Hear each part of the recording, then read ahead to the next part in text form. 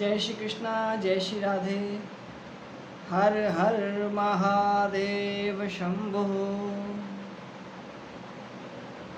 आज का प्रश्न है एक भक्त द्वारा कि महाराज जी, पितृदोष किस कारण से होता है और पितृदोष निवारण हेतु सर्वप्रथम उपाय क्या है, जो सरल उपाय हो, सूक्ष्म हो और सर्वोपरि भी हो।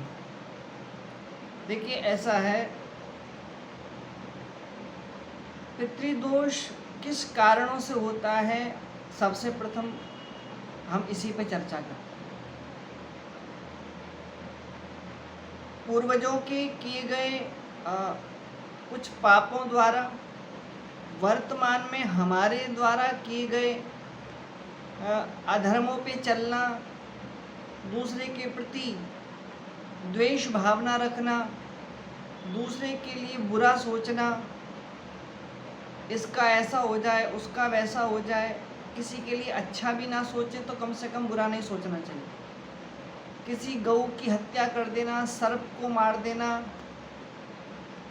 किसी की संपत्ति हड़प लेना, किसी के पुत्र के बारे में गलत सोचना, किसी की पुत्री का विवाह नहीं हो रहा है तो उसके लिए ये प्रार्थना करना कि इसका विवाह होवे ही नहीं, किसी के बालकों का विवाह होवे ही नहीं, ऐसी द्वेष भावना रखना और कुल मिलाकर के केवल अपने ही अपने लिए सोचना, किसी भी दूसरे के लिए अच्छा ना सोचना, ये भी पितृदोष कहलाया जाता है। गंगा जी जाना, यमुना जी जाना और वहाँ पर स्नान करते समय किसी को गलत निगाह से देखना, गलत बोलना, ये भी पितृदोष के लक्षण हैं।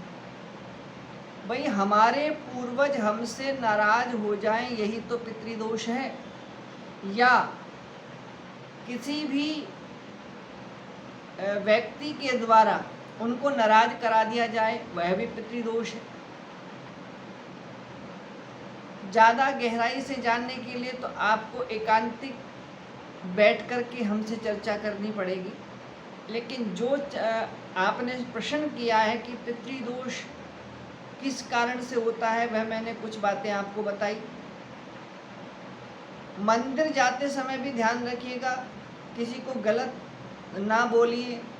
अगर कुत्ता है, गाय है, उनको प्रेम पूर्वक जो आपके पास में है खिलाइए, डंडा मत मारिए, किसी को दुदकारिए मत। कोई भिक्षुक है, नहीं है तो हाथ जोड़ लीजिए। मंदिर जाते समय सबसे ज़्यादा पितृदोष के कारण बनते हैं। आप अपने मन में केवल राधा नाम स्मरण करते जाइए। कोई आपसे बोलता है तो जड़ झुका करके राधे राधे कहिए, नहीं बोलता है तो प्रेम पूर्वक जिस कार्य से जा रहे हैं भगवान के दर्शन कीजिए, पूजा कीजिए। उसके पश्चात स्वयं भगवान को प्रणाम करते हुए और कहते हुए, प्रभु हमें भी बल बुद्धि विद्या दें, सद्बुद्धि ज्ञान की प्राप्ति कराएं, मंदिर में आने वाले सभी भक्तों पे कृपा करें और मुझ पर भी कृपा करें। कहते हैं कर भला तो हो भला। ऐसी कृपा जब ठाकुर जी की होगी तो हमारा भी उद्धार होगा, आने वाले का भी उद्धार होगा, प्रणाम करने वाले का भी उद्धार होगा, कराने वाले का भी उद्धार होगा, मंदिर जाने वाले का भी उद्धार होगा। ऐसी कामना करते हुए मंदिर जाएं, किसी भी तीर्थ पे जाएं, किसी भी स्थान पर जाएं, भगवान का स्मरण करते जाएं। दूसरी चीज़, अब इन सभी दोषों से बचे कैसे? सबसे प्रथम है भगवान शंकर का रुद्राभिषेक। भगवान शिव का रुद्राभिषेक गौ माता के दूध से करिए या योग्य ब्राह्मण द्वारा करवाइए।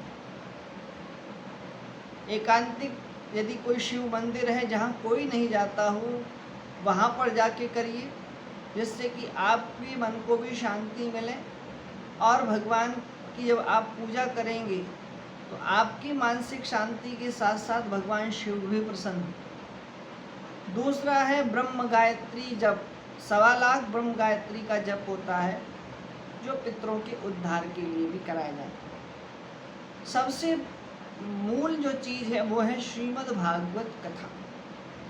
लेकिन अब श्रीमद् भागवत कथा का जो मूल पाठ है वही सर्वश्रेष्ठ है, उसका एक शब्द भी नहीं छूटना चाहिए।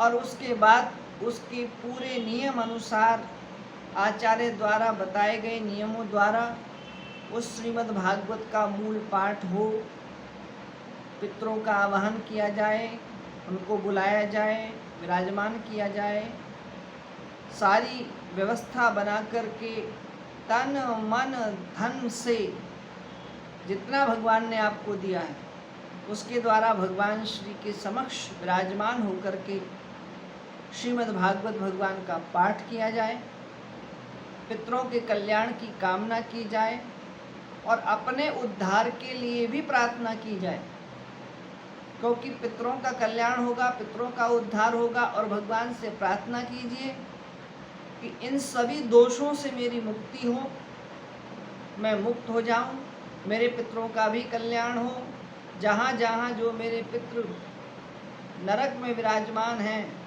या कहीं भटके हुए हैं उनका भी उद्धार आपके द्वारा होगा, आप करवाइए।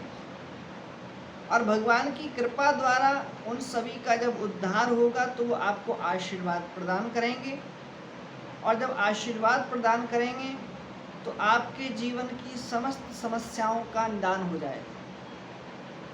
अब कोई कहे कि मेरे पास तो इतनी व्यवस्थाएं नहीं हैं, तो जब तक व्यवस्था ना हो, करना तो सब ये पड़ेगा, जब तक व्यवस्था ना हो, जब तक भगवान शंकर पे जलाभिषेक करते रहें, दूधाभिषेक करते रहें, प्रभु से प्रार्थना करते रहें कि मेरे जीवन में जितने भी पितृदोष हैं समस्त दोषों का निवारण करें और अपनी कृपा बनाए रखें, भगवान श्री सीताराम जी की, श्री राधा कृष्ण भगवान की कृपा बनाए रखें, ऐसी प्रार्थना करें भगवान शिव से।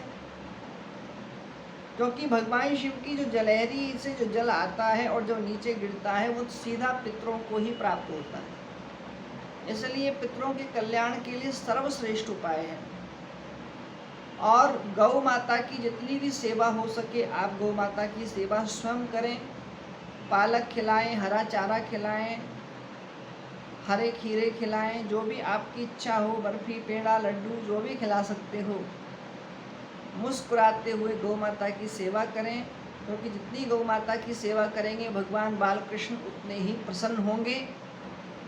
ठाकुर जी के मंदिर की 108 परिक्रमा लगाएं, ठाकुर जी से प्रार्थना करें कि हमारे पितरों का कल्याण करें।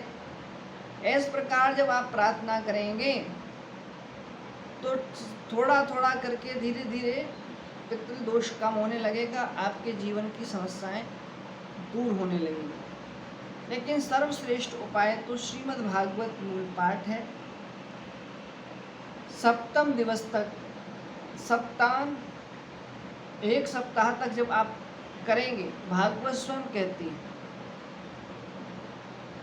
प्रेतों को मुक्ति दिलाने के लिए, पितरों का कल्याण करने के लिए सिर्फ और सिर्फ श्रीमद् भागवत महापुराण है।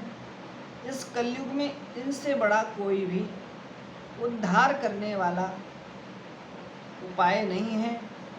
इसलिए आप प्रेम पूर्वक भगवान का नाम स्मरण करते हुए सब कार्य करें, और हम भी ठाकुर जी से प्रार्थना करेंगे कि आपके जीवन के समस्त दोष दूर हों, पितृदोष दूर हों और आपका जीवन मंगलमय व्यतीत हो। ठाकुर जी आप पे कृपा करते रहें और आप भी ठाकुर जी का भजन करते रहें।